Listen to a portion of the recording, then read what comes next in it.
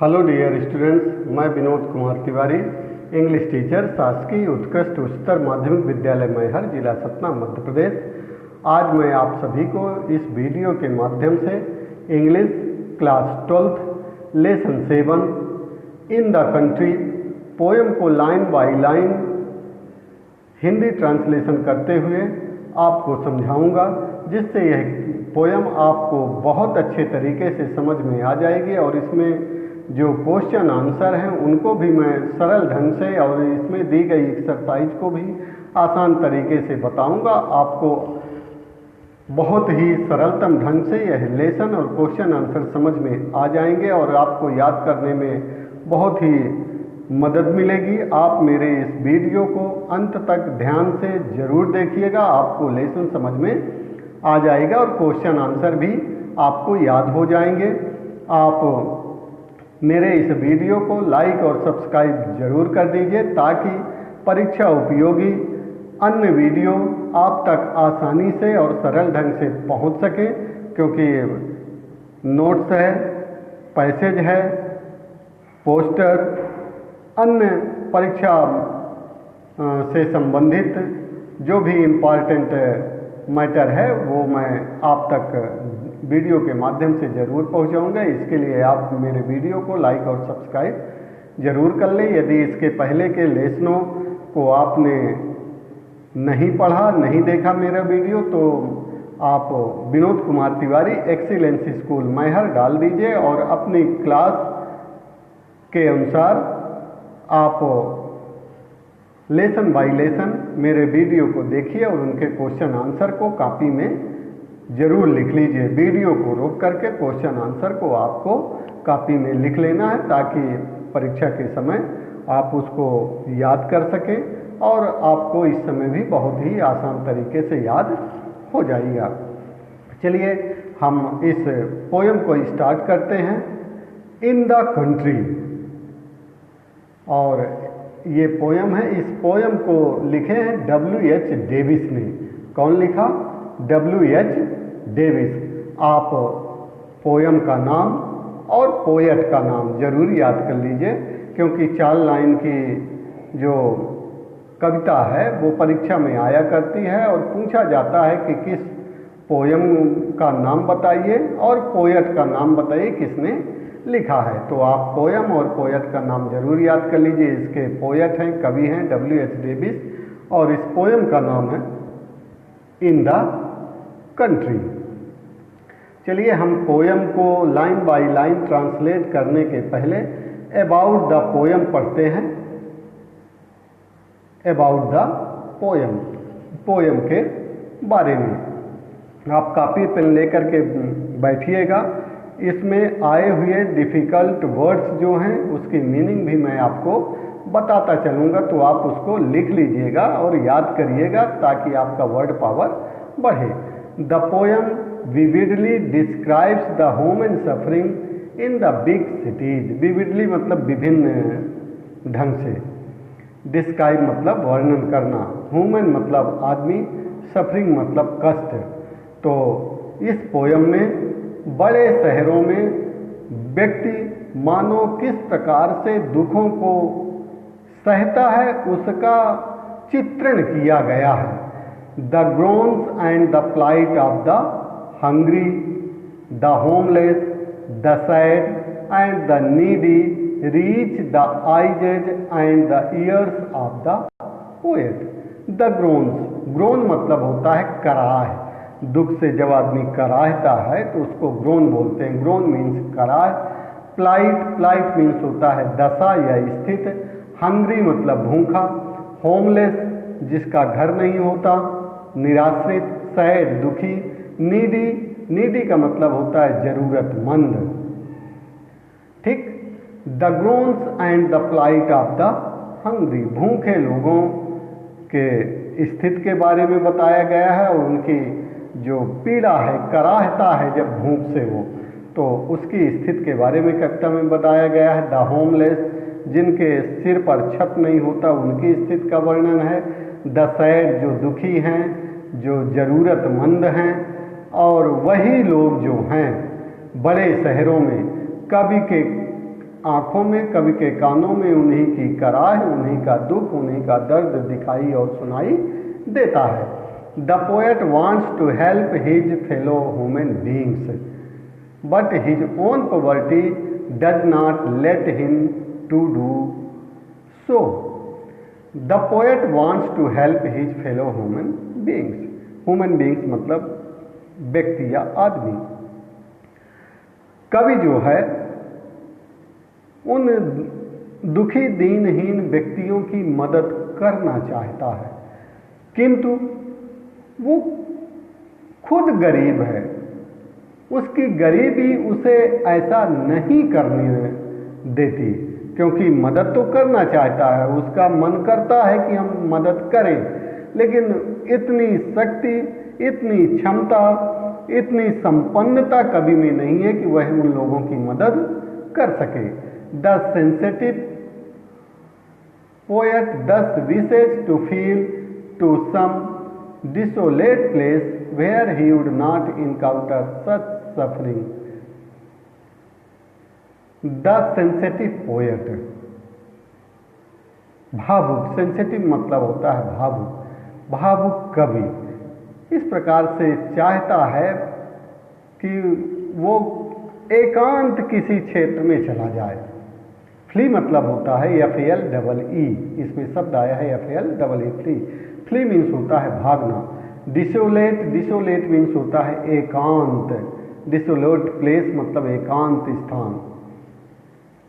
कवि यही देख करके चारों तरफ दीन दुखी बेसहारा लोगों को देख करके परेशान हो जाता है और वह चाहता है कि इन सब से दूर कहीं एकांत स्थान में चला जाए, जहां उसे इस प्रकार से दुखी व्यक्ति नजर ही ना आए। इस प्रकार से हमने अबाउट द पोएम के बारे में पढ़ा कि ये पोएम के बारे में है। अब हम पोएम को line by line Hindi translate करते हुए आपको मैं समझाऊंगा। आप कॉपी पेन जरूर लिए रहिएगा और जो डिफ़िकल्ट वर्ड हैं उनको लिख लीजिएगा और उनको समझिएगा, ताकि जब आप किताब खोल करके इस पोएम को पढ़ेंगे तो आपको लाइन बाय लाइन आप भी हिंदी ट्रांसलेशन इनका कर सकेंगे। This life is sweetest in this would. Would मतलब होता है WOOD। वुड मीन्स होता है जंगल। लाइफ मीन्स जीवन। स्वीटेस्ट मतलब अच्छा, सबसे अच्छा। स्वीट, स्वीटर, स्वीटेस्ट डिग्री का थर्ड फॉर्म है, ये सुपरलेटिव डिग्री है।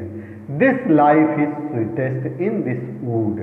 इस जंगल में मेरा यह जीवन बढ़िया है, सबसे अच्छा है। आई क्यों अच्छा है?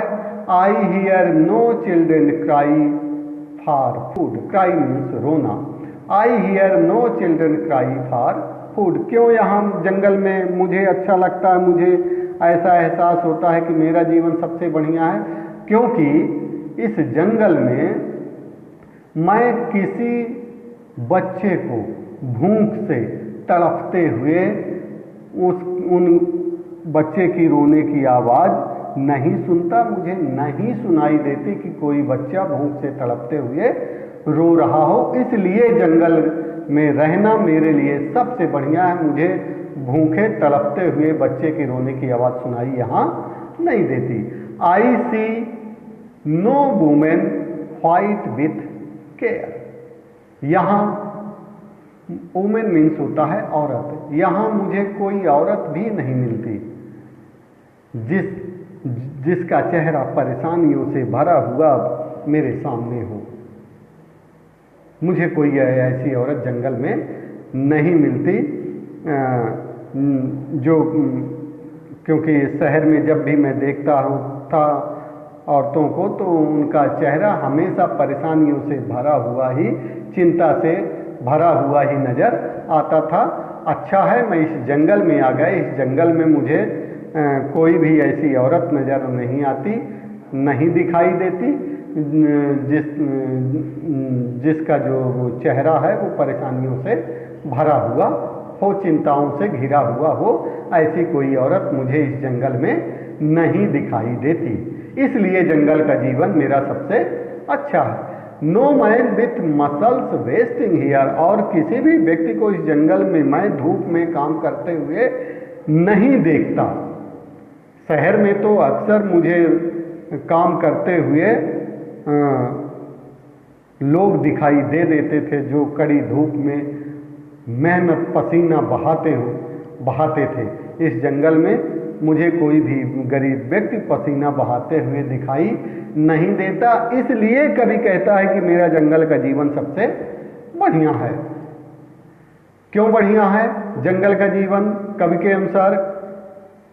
कवि कहता है कि मेरा जंगल का जीवन सबसे बढ़िया है क्योंकि यहाँ मैं भूख से तड़पते हुए बच्चे की रोने की आवाज़ नहीं सुनता, मैं किसी औरत का परेशानी से भरा हुआ चेहरा नहीं देखता, मैं किसी गरीब व्यक्ति को धूप में काम करते हुए नहीं देखता। इसलिए मेरा यहाँ जंगल आना और मेरा इस जंगल का जीवन सबसे बढ़िया है।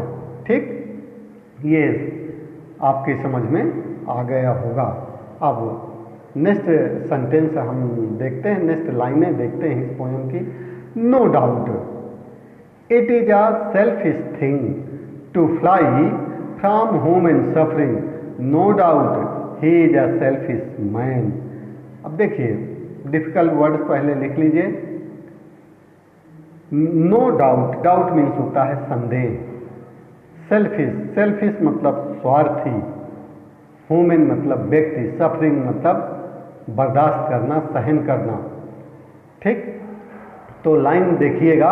No doubt it is a selfish thing to fly from home and suffering, no doubt he is a selfish man. कवि कहता है कि निसंदेह व्यक्ति सोचेंगे कि मैं स्वार्थी आदमी हूं। सब कोई कहेगा कि मैं स्वार्थी आदमी हूं क्योंकि मैं दुखों को देख करके भाग निकला वहां से। मैंने दुख दूर करने का उपाय नहीं सोचा, मैंने दीनहीन की मदद नहीं की, वहां से मैं भाग आया, इसलिए लोग मुझे स्वार्थी कहेंगे, इसमें कोई संदेह नहीं है। ठीक, no doubt it is a selfish thing. कवि कहता है कि निसंदेह यह स्वार्थपरता है। मैं स्वार्थी हूं। क्यों? To fly from home and suffering, क्योंकि मैं व्यक्ति के दुखों से दूर भाग आया हूं। फ्लाई मतलब होता है भागना। मैं उनका दुख दूर नहीं किया, उनका दुख दूर करने की जगह मैं वहां से भाग निकला, इसलिए मैं स्वार्थी हूं। No doubt he is a selfish man, निसंदेह लोग मुझे कहेंगे कि वह स्वार्थी व्यक्ति है, उसने मदद नहीं की, वह भाग गया अपनी जिम्मेदारी छोड़ करके। ठीक, ये लाइन भी आपके समझ में आ गई होगी। फिर नेक्स्ट लाइन अपन देखते हैं। Who shuns poor creatures sad and wan, but it is a raised life to face. Shun मतलब होता है टालना, एवॉइड करना। पुअर मतलब गरीब, क्रीचर मतलब प्राणी। ठीक, सैड मतलब उदास, दुखी। वान मतलब होता है कमजोर दिखना, दुर्बल दिखना। ठीक, रेज्ड मीन्स होता है जब आदमी बहुत ज्यादा परेशान होता है।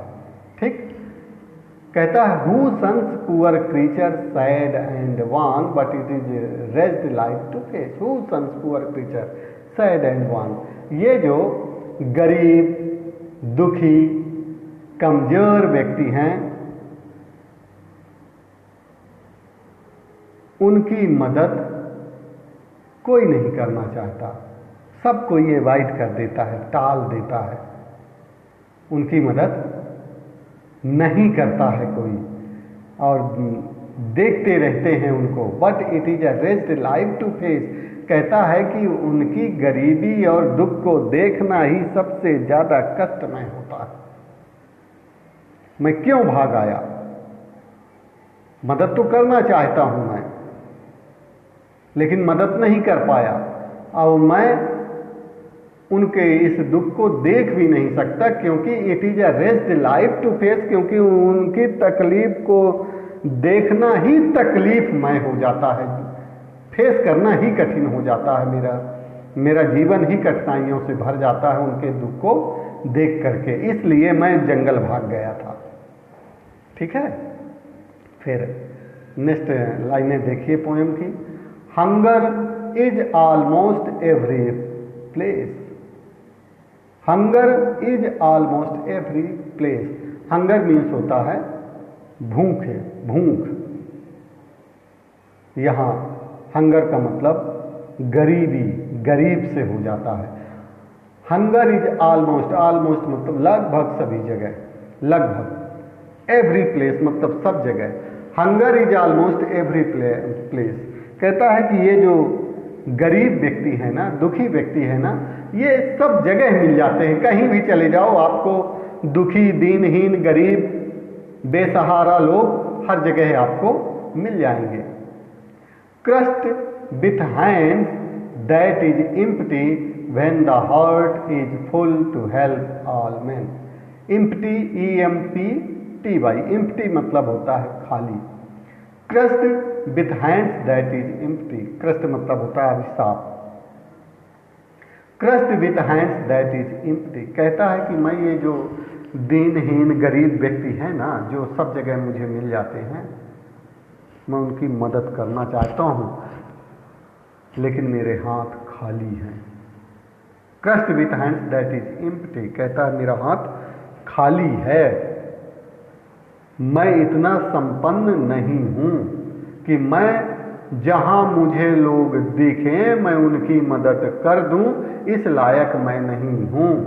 मेरे हाथ खाली है, मुझे ईश्वर ने इतना संपन्न नहीं बनाया कि जहां देखूं वहां दान कर दूं। जबकि the heart is full to help all man, जबकि मेरा मन करता है कि मैं सभी व्यक्तियों की मदद करूं। मेरे दिल में ऐसी भावना है। The heart is full to help all man, और सभी आदमियों की मदद करने की मैं कामना रखता हूं। मेरा मन करता है, लेकिन क्या करूं, ईश्वर ने मुझे इतना संपन्न नहीं बनाया, इतना धनाढ्य नहीं बनाया कि जहां देखूं वहां दान करने लगूं। ठीक, नेक्स्ट लाइनें देखिए, और ये लाइन परीक्षा के दृष्टिकोण से बेहद इंपॉर्टेंट है। इसको आप जरूर ध्यान से देखिएगा। ये आती है 4 लाइन और पूछा जाता है प्रश्न। Can I admire the statue great when living man starve at its feet. Admire means होता है प्रशंसा करना। स्टैचू, स्टैचू मीन्स होता है मूर्ति। ग्रेट मतलब महान।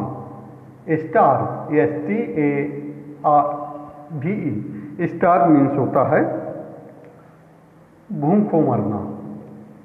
फीट मतलब पैर। अब देखिए, can I admire the statue great when living man starve at its feet. कहता है कि जिस मंदिर की मूर्ति के नीचे लोग भूख से तड़पते हुए बैठे रहते हैं, उस मंदिर में बैठे हुए भगवान की क्या मैं प्रशंसा करूं? Can I admire the statue great, क्या मैं उस भगवान की प्रशंसा करूं, उस भगवान की पूजा करूं, उस भगवान को मानूं जिस भगवान की सीढ़ियों पे लोग भूख से तड़पते हुए बैठे रहते हैं? क्या मैं उस मूर्ति की पूजा करूं? फिर नेक्स्ट देखिए, can I admire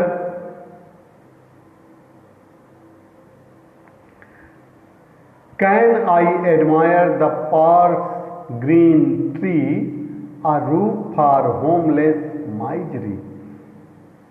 admire means वही प्रशंसा करना, मैंने बताया पहले। पार्क मीन्स होता है बगीचा, उद्यान।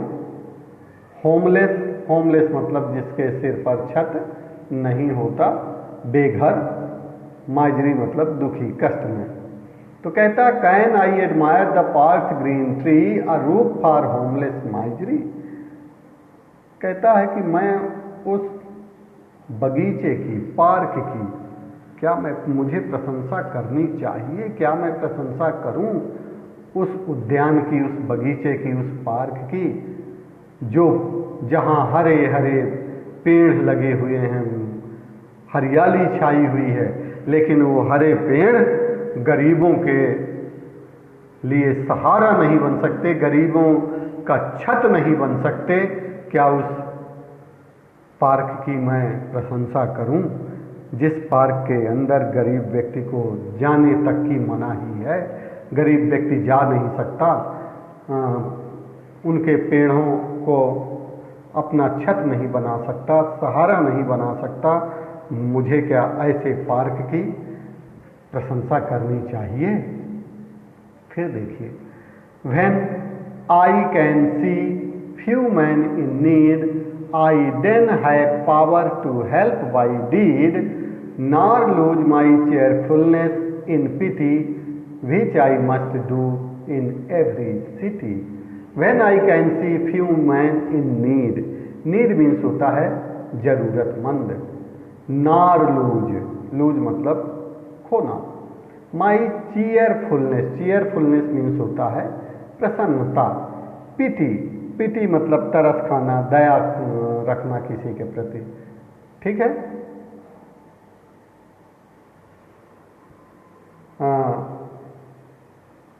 फिर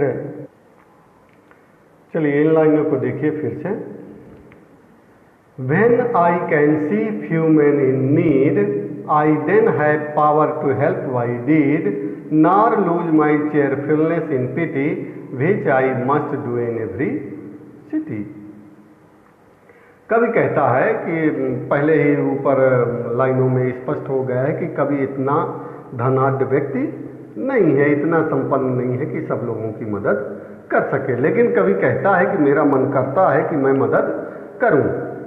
When I can see few men in need, कहता है कि यदि कुछ ही व्यक्ति होते जरूरतमंद, कुछ ही होते दीन दुखी, तो कहता है कि I then have power to help by deed, तो कहता है कि निसंदेह तब मैं अपनी शक्ति से काम करके, अपनी बुद्धि विवेक से उनकी मदद सबकी करता। कब? यदि कुछ ही लोग होते जरूरतमंद, तब मैं उन लोगों की मदद कर लेता, काम कर करके उनकी मदद मैं करता। Nor lose my cheerfulness in pity, which I must do in every city. यदि कुछ ही लोग होते और कुछ लोगों की मदद मैं करता भी हूँ, जहाँ भी जाता हूँ, जिस शहर में भी जाता हूँ, तो मैं कुछ लोगों की मदद करता हूँ। और जब मुझे तरस आता है तो मेरी प्रसन्नता गायब हो जाती है। तो यदि कुछ ही लोग होते, तो जब दया भाव मेरे मन में आता है, कुछ लोग होते तो खुशी खुशी उन सभी लोगों की मैं मदद कर देता। लेकिन क्या करूं, कुछ लोग नहीं हैं। जहां भी जाता हूं, जिस शहर में भी जाता हूं, जिस स्थान में भी जाता हूं, मुझे भूखे, बेसहारा, दीन दुखी लोग चारों तरफ मिल ही जाते हैं। कहता है कि when I can see few man in need, जब मुझे कुछ ही व्यक्ति जरूरतमंद दिखते हैं, तो मैं उनकी मदद अपनी शक्ति, सामर्थ्य, क्षमता के अनुसार करता हूं और कर देता हूं। और मुझे उनकी मदद करने में प्रसन्नता भी होती है। मेरी प्रसन्नता खोती नहीं है मदद करते वक्त। और मैं यह प्रत्येक शहर में करता भी हूँ। यदि कुछ लोग हुए तो मैं मदद कर देता हूँ। और हर व्यक्ति को, गरीब व्यक्ति की मदद करनी चाहिए। यदि वास्तविक रूप से वो गरीब है, दीनहीन है, दुखी है, तो यह सब व्यक्तियों का परम कर्तव्य बन जाता है कि उन दुखी व्यक्तियों की मदद करें। जो वास्तव में ज़रूरतमंद है, तो ज़रूरतमंदों की मदद होनी चाहिए। यही कभी कहता है कि when I can see few man in need, जब कुछ लोगों को, कुछ ज़रूरतमंद लोगों को देखता हूँ, तो मैं उनकी मदद अपने क्षमता अनुसार कर देता हूँ और मुझे प्रसन्नता होती है। जहाँ जाता हूँ, जिस शहर में जाता हूँ, अपनी क्षमता अनुसार, योग्यता अनुसार, शक्ति अनुसार, जितना सामर्थ्य ईश्वर ने मुझे बनाया है, तो उस सामर्थ्य अनुसार मैं उनकी मदद करता हूँ। फिर नेक्स्ट लाइनें देखिए। For when I am in those great places,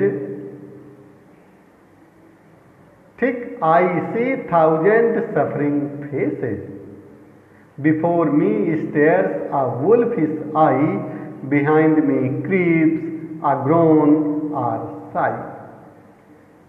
thousand मतलब हजारों, सफरिंग मतलब दुखी, फेस मतलब चेहरे, बिफोर मीन्स पहले, स्टेयर STARE, स्टेयर मीन्स होता है टकटकी लगा करके देखना, घूरना।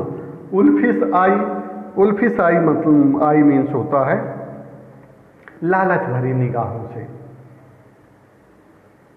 जैसे कोई गरीब व्यक्ति जब भी किसी को देखता है तो एक उसकी दृष्टि में एक ललक होती है कि मेरी ये मदद करेगा। तो उल्फिश आई मतलब लालच भरी निगाहों से। क्रीप CREEP, क्रीप मीन्स होता है ऐसे घसीटना। ग्रोन GROAN, ग्रोन मीन्स होता है दुख से कराहना।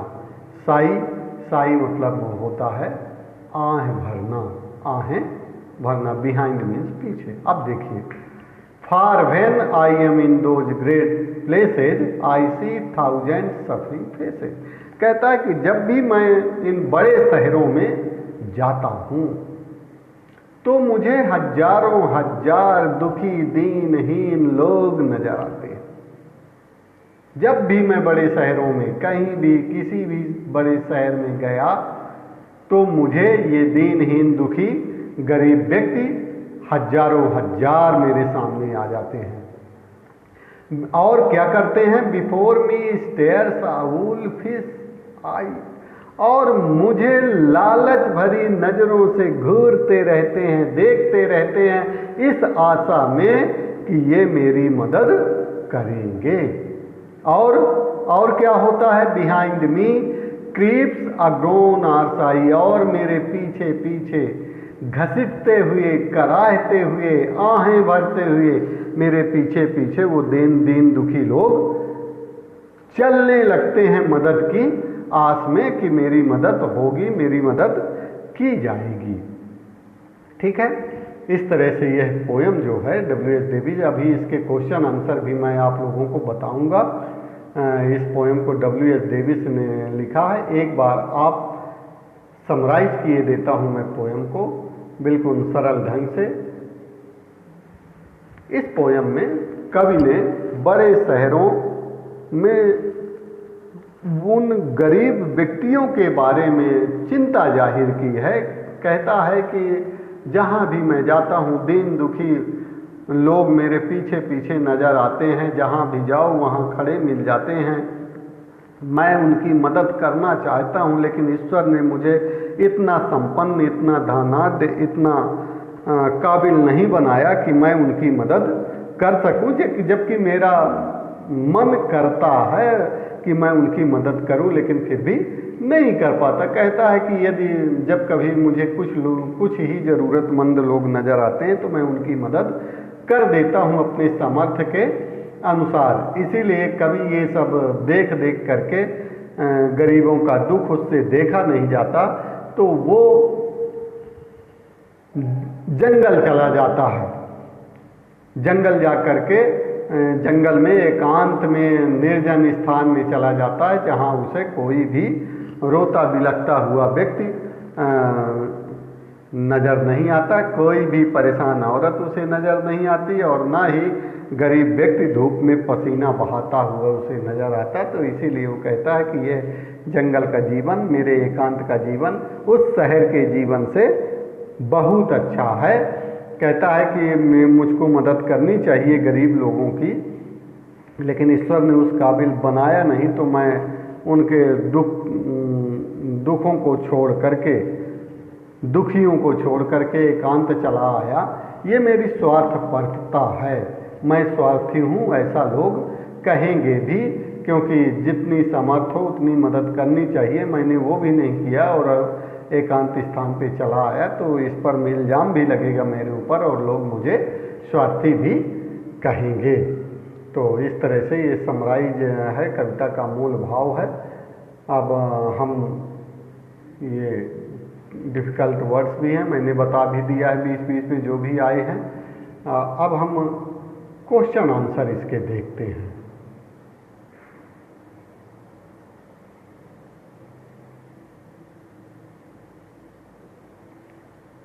चलिए, इम्पॉर्टेंट क्वेश्चन है ये। क्वेश्चन परीक्षा में पूछे ही जाते हैं, तो आप वीडियो को रोक करके क्वेश्चन आंसर जरूर लिख लीजिएगा कॉपी में। फर्स्ट क्वेश्चन वेरी इंपॉर्टेंट है। What kind of life does the poet find in the woods? जंगल में कवि किस प्रकार का जीवन व्यतीत करता है? व्हाट काइंड ऑफ लाइफ, किस प्रकार का जीवन व्यतीत करता है, कैसा जीवन पाता है? तो he finds an ideal life there is no suffering.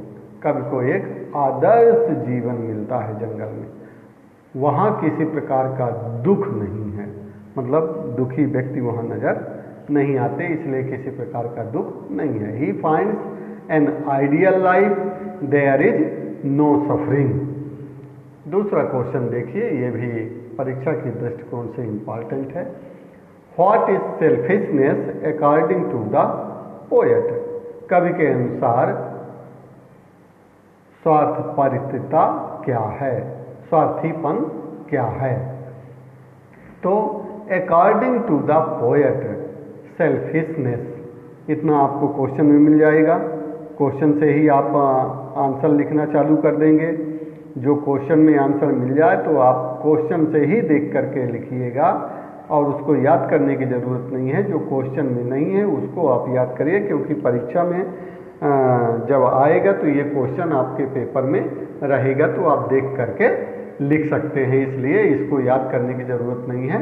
आप हमेशा जब भी क्वेश्चन आंसर याद करिए तो क्वेश्चन को सामने रख लीजिए, फिर याद करिए, तो आपको आधा आंसर क्वेश्चन में ही मिल जाएगा। आप देखिए क्वेश्चन नंबर 2 में आधा आंसर क्वेश्चन में ही है। According to the poet selfishness is, यहाँ तक क्वेश्चन में ही है। अब आपको याद करना है, running away from human suffering, running away from human suffering and avoiding poor and sad human beings.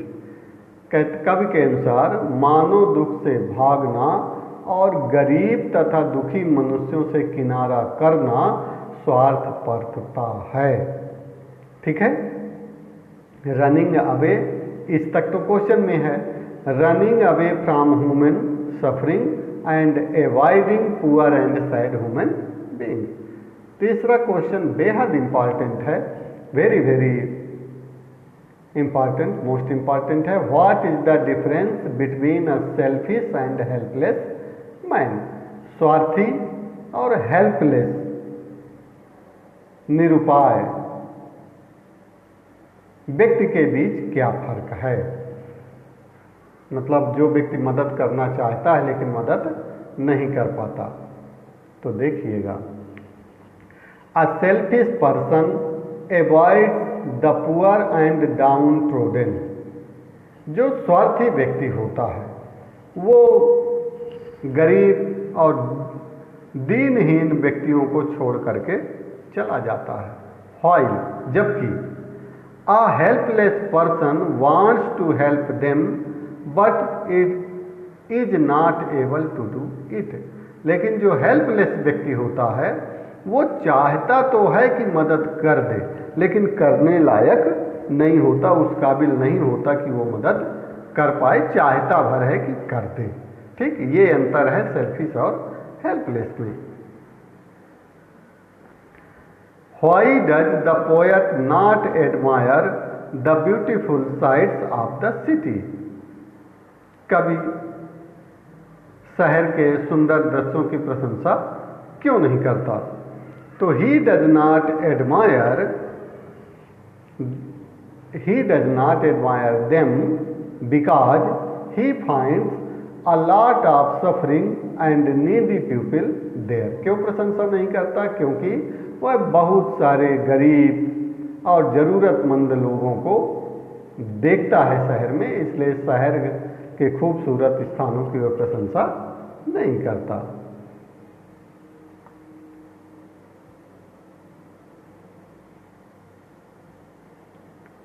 चलिए, इस तरह से ये इम्पॉर्टेंट क्वेश्चन आंसर भी इसके हो गए।